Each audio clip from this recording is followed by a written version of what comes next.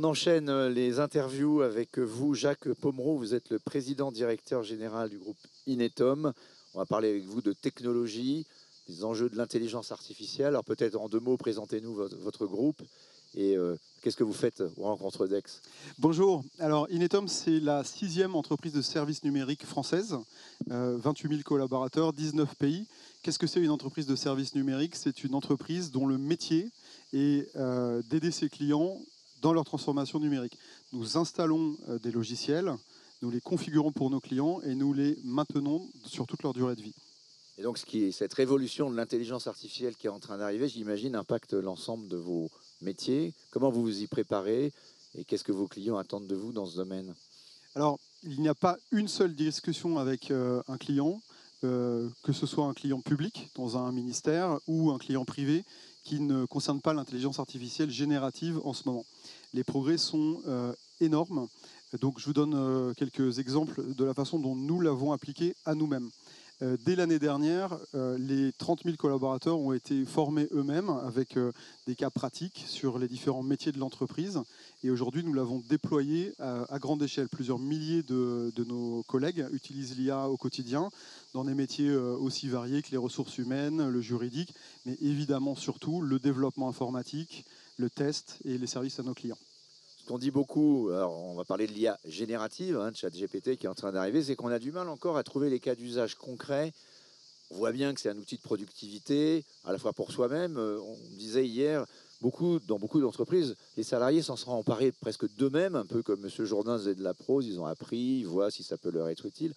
Il y a assez peu d'entreprises, même si sans doute les plus grandes, mais assez peu d'entreprises qui forment vraiment leurs salariés à structurer les process, à essayer de voir ce qu'on peut faire de nouveau. Qu'est-ce que vous, qui travaillez sur ce sujet, vous voyez venir de vraiment concret qui permettrait de changer nos façons de travailler, sachant que, peut-être on l'aborderait aussi, il y a des inquiétudes, parce que si ça marche trop bien, évidemment, qu'est-ce que ça peut avoir comme conséquence sur mon job?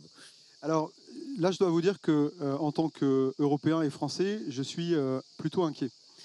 Pourquoi? Parce que quand j'observe les entreprises et les gouvernements en Amérique du Nord, en Asie, je vois une adoption rapide, forte et de cas à grande échelle de l'intelligence artificielle générative.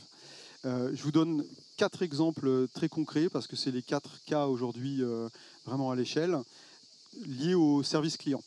Vous avez aujourd'hui des compagnies comme Delta Airlines, la compagnie aérienne, qui a déployé l'IA sur des milliers de collaborateurs dans leur centre d'appel, avec des gains de qualité et de productivité marqués et visibles. Deuxième cas, ce sont les fonctions support.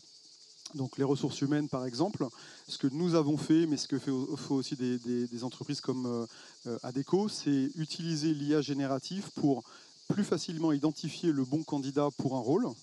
Et par exemple, chez nous, on est capable de mesurer en fonction d'un CV le pourcentage d'adéquation entre un besoin et un profil, et surtout de générer pour nos recruteurs des questions techniques pour valider la candidature. Ça, très intéressant, parce que on a parlé, je crois que c'est une boîte qui s'appelle GoJob, on en a parlé récemment dans la tribune, qui est en train de voir arriver cette ubérisation par l'IA, effectivement, du métier de recruteur. La performance sont assez spectaculaires, c'est-à-dire ils arrivent à faire quasiment en une journée ce qu'ils faisaient en 1 ou 2 semaines. Ouais.